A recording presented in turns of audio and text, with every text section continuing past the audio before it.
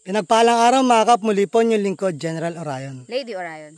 Lady, ano activity natin ngayon? Samahan niyo po kami sa aming taniman at ipapakita na rin po namin sa inyo ang bago naming produkto. Tara, sama kayo. So, ayan mga kap, andito tayo sa ating silihan na kung saan magpapatubig sila dahil ilang araw na nga hindi umuulan. Noong nakaraang araw, nag-harvest tayo ng sili dito. Pero ngayon, meron na uli silang mga bunga. Or mga ilang araw, mag-harvest uli. Yun ang ating ilang-ilang nililinis Lady. So mga kap, bali dito sa silihan, sa kabila yung ating mga kamote. Noong nakaraang linggo or last 2 weeks, nag-harvest tayo ng mga kamote. Bali every month, nag-harvest tayo ng kamote dahil every month tayo nagtatanim sa bawat hati nung mga lupa. Yun, kahit pa paano ating ilang-ilang nabubuhay kasi dito madalas silang nadidiligan. Pero lang yung mga nandun sa gilid. Dito na po sa pagliko po.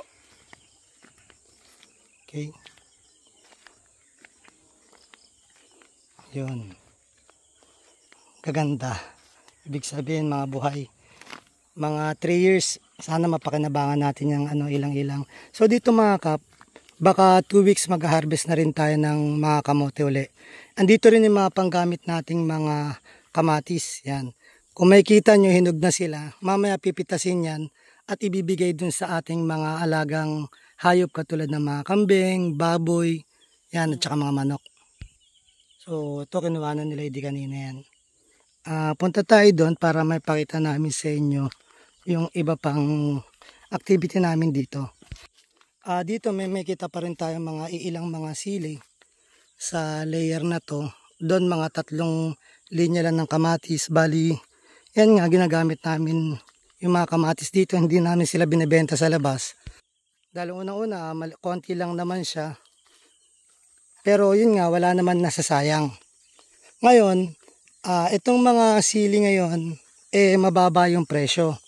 Ibig sabihin, talo pa expenses namin kung ilalabas pa namin sila. Kaya may ginawa kaming isang paraan para mapakinabangan na pa rin namin sila. Kasi kahit pa paano, nangihinayang ako kapag may natapong kaming kahit isang kamatis or isang produkto, isang sili. So nakakapanghinayang yon. Dahil sa Manila, nasa Manila ako, lahat binibili namin kahit isang pirasong kamatis, 3 piso ang halaga nun. Yun. Sibuyas, yan. Dito, yung ilang-ilang natin, may kita nyo, kumpara doon. Pero kabatch niya yon kasi dito hindi masyado nadidiligan at ayan ay papaalala natin. May kita nyo dito, kaka-harvest lang. So, kaka-harvest lang namin ng kamote. Meron pa tayong stock doon na isusupply dito sa bayan. Hindi lang namin may singit yung schedule at maraming trabaho. Punta tayo dun sa greenhouse.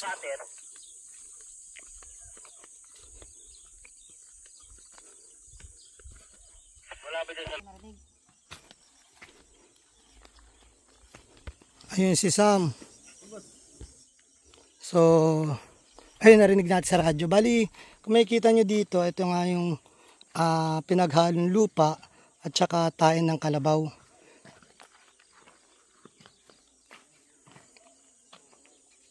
Para sa mga pagpupunlaan natin o iti-transfer yung ating mga ipupunla or tanim, sorry. Ito, tatanim ata nila to. Talong na bilog. Tapos dito mga kap, nalipat na natin yung mga tag dito, munggo. Ito na yung mga munggo natin. Diretso yung pag ganon.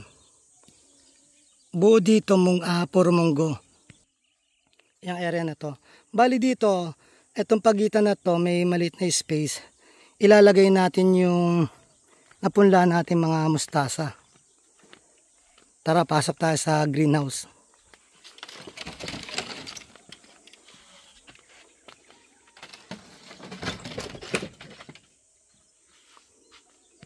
Bali naglagay na tayo dito ng whiteboard para maitala natin yung activity natin dito, katulad ng paano natin ipunla. Andito na nga sa ilalim yung mga tag dito okra. So ililipat pa natin, ilalabas natin, pagre-recover lang natin.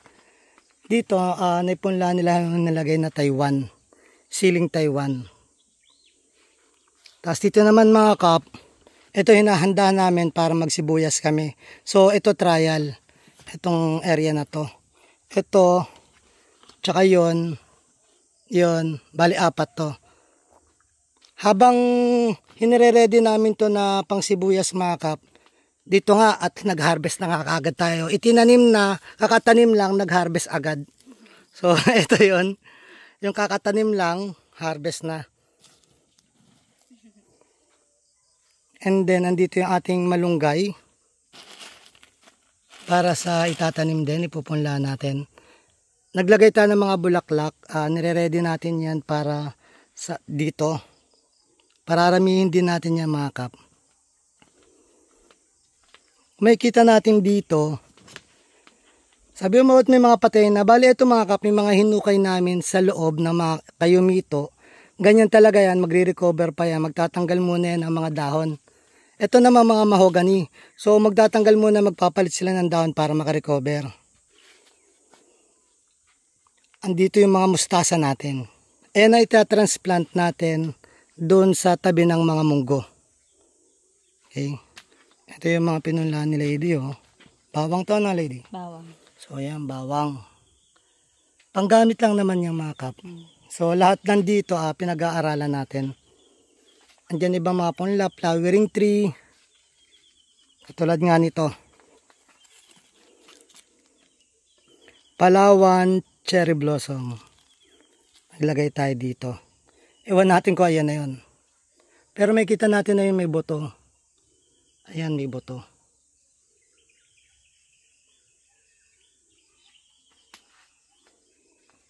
Pwede na tayo mag-harvest pang kain. Okra din tayo dyan. And then, kung di tayo nagkakamali, ito yung mga rasal. So, meron na tayong tanim sa labas na mga kamote, pero naglagay pa rin tayo dito mga kap. Ba't tayo naglagay dito? May tanim ka na nga sa labas. Bale, ito yung mga kap, yung variety ng Taiwan Sea. Bumili tayo kasi minsan hinahanap nila yan. So, bumili tayo ng variety nito at ito pararamihin natin. Bale, ang tanim natin ngayon is SB or Super Bureau. Ito rin siya, kahit may tanim tayo sa labas. Dito mga kap, ito yung area dati ng kamotehan natin. Kaya kung may kita natin dito sa loob.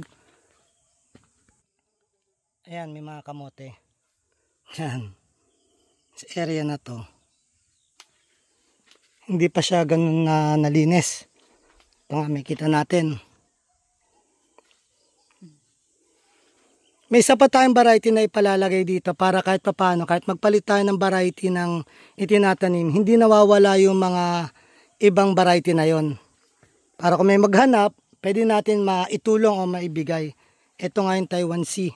So dito mga kap, meron na tayong 3 variety ng ng kamote. Bali hindi pa na natin natatapos yung watering system dito mga kap. Doon tayo kumukuha. Maglalagay tayo ng solar dito para maging free energy yung magamit natin. Bali dito sa kabila mga kap, may kita natin yung mga kamotehan pa rin. Ito yung mga kamote natin. And then doon, nagpunla tayo ng Taiwan Sea na kamote. Para buwan-buwan, may na-harvest tayo. Magkakaiba sila ng age. And then yung mga mustasa. Kaya, para every month, may income ka. Hindi mo siya tinanim ng sabay-sabay. At ito na nga yung produkto namin na habang mababa ang presyo ng sili, ginawa muna namin siyang ganito. Chili powder. Yon. So kami gumawa niya mga kap. Pagkatapos namin ibilad, nung natuyo siya ng 1 week, ibinusa namin, tsaka namin ginawang powder. Yon. Quality to mga kap at puro. Garantisado na may kagat. Alam kong hot ka na pero madadagdagan pa yung pagkahat mo kapag natikman mo tong chili powder namin mga kap. Bali nag-trial kami pero sa tingin ko magiging main product namin itong dalawa. Yan. Gawa namin yan. So tinuro na rin namin sa tao namin kung paano gumawa nito. Bali ko yan nga, para hindi masayang yung aming mga tanim, kahit bumagsak ang presyo, ginagawan pa rin namin ng paraan para maibalik pa rin sa market o mapakinabangan mga to. Bali, inaayos lang namin yung shop namin sa TikTok at saka sa Shopee na para ma-avail nyo yung product na yan. Papadala rin namin yan kay Singshok Bazaar. Yan. Support local farmers. Hintayin pa rin natin yung logo niya. Bali mga kap, natutunan ko nga pala yung paggawa nito nung 18 years old pa lang ako, nung na-assign ako sa Tarlac. Muli po yung lingkod, General Orion. Lady Orion. Natos puso po nagpapasalamat sa inyo na walang sawang panonood sa aming mga video. Na sana po gabayan kayo ng Panginoon, sampunan yung mga pamilya, na sana po mingi tayo ng gabay sa Kanya, sa isip, sa salita at gawa, upang magampanan natin tungkulin natin dito sa mundong ibabaw, na naayon sa Kanyang mga kagusto at kahilingan. Muli po, maraming salamat. God bless.